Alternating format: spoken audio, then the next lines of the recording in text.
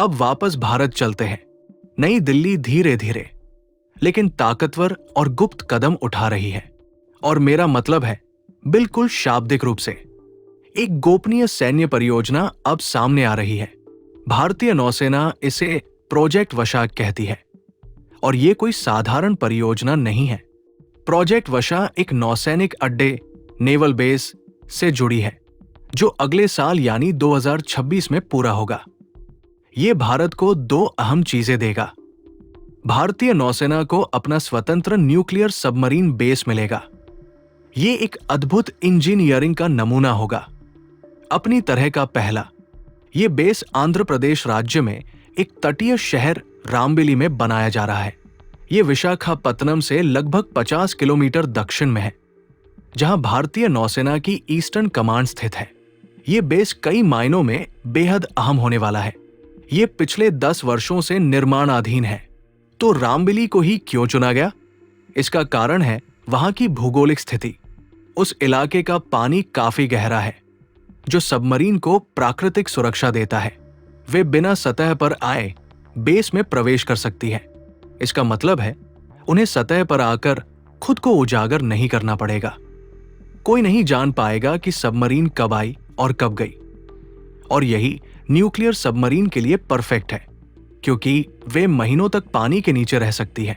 हालांकि भारत की nuclear submarine को सप्लाई लेने के लिए भी सतह पर नहीं आना पड़ेगा। वे हमेशा पानी के नीचे ही रह सकती है और चुपचाप बेस में प्रवेश कर सकती है, बिना किसी को पता चले। और ऐसा क्यों है?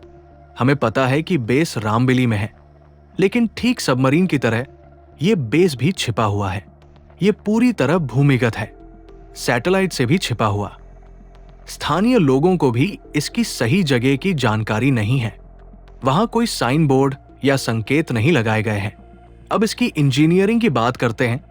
यह भूमिगत सुविधा टनलों और पेन विशेष सबमरीन डॉक का एक नेटवर्क होगी, जो भारत की न्यूक्लियर सबमरीन फ्लीट को गुप्त रूप से रखेगी। भारत के पास पहले से ही 2 न्यूक्लियर सबमरीन हैं, आइन्स अरिहंत और आईएनएस अरिघाट। तीसरी सबमरीन इस साल कमीशन की जाएगी। इसका नाम आईएनएस अरिधन बताया जा रहा है। चौथी पर काम पहले से चल रहा है। भारत की योजना है कुल 10 न्यूक्लियर सबमरीन ऑपरेट करने की, और ये सभी इसी नए बेस में तैनात होंगी। ये 2 और कारणों से महत्वपूर्ण है। ये भारत की नौसैनिक क्षमता को बढ़ाता है। ये एक संदेश है कि भारत अपनी सुरक्षा को लेकर गंभीर है। ये अपनी सेकंड स्ट्राइक क्षमता को मजबूत कर रहा है। सेकंड स्ट्राइक क्षमता क्या होती है? भारत की नो फर्स्ट यूज न्यूक्लियर नीति है, यानी भारत पहले कभी न्यूक्लियर हथियार का इस्तेमाल नहीं करेगा। अगर उस पर न्यूक्लियर हमला होता है तभी जवाब में करेगा। यही नीति भारत को एक जिम्मेदार परमाणु शक्ति बनाती है। भारत न्यूक्लियर हथियारों को युद्ध का साधन नहीं, बल्कि युद्ध को रोकने का साधन मानता है।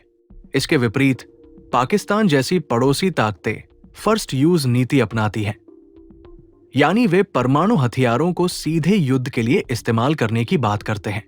भारत अपने न्यूक्लियर संसाधनों की सुरक्षा कर रहा है, और ये गुप्त बेस उसी सुरक्षा का हिस्सा है। ये सबमरीन की रक्षा करेगा।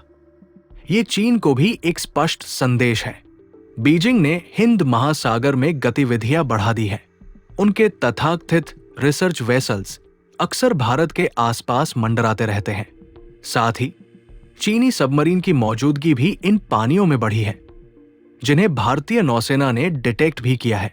इसलिए भारत खतरे का जवाब दे रहा है, एक न्यूक्लियर सबमरीन बेस बनाकर। भारत की रणनीति साफ है, ताकत का जवाब ताकत से। भारतीय नौसेना एक दीर्घकालिक खेल की तैयारी कर रही है। एक ऐसा खेल जिसमें शांति है, ताकत है और सबमरीन की खामोश तैनाती।